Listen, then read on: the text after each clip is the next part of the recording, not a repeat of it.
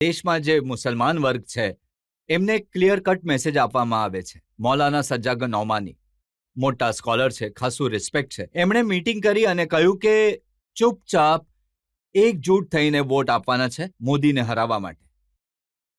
જુઓ, આ મેસેજ દુર્ભાગ્યપૂર્ણ છે. મોદીજીએ 10 વર્ષમાં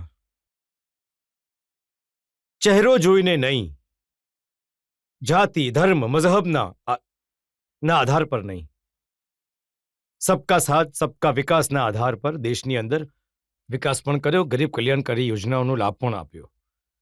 પણ આજે ધ્રુવીકરણ કરવાનો પ્રયાસ જે થઈ રહ્યો છે અમુક હટમુલ્લાઓનો, મૌલવીઓ દ્વારા, મને લાગે છે કે એ ઈચ્છે છે કે એ જીવનભર લુંગી પહેરીને જ દોડતા રહે. એમને એ લોકોને નથી ઈચ્છતા કે કોઈ એપીજે અબ્દુલ કલામ બને, કોઈ વૈજ્ઞાનિક બને.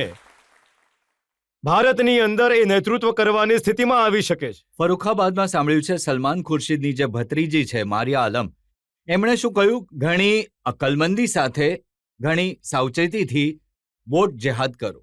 જેહાદ કરીને જો વોટને પણ જેહાદ સાથે જોડવા ઈચ્છે છે તો એ વોટથી જન્નત નહીં મળે, જહન્નુમ જરૂર મળી જશે.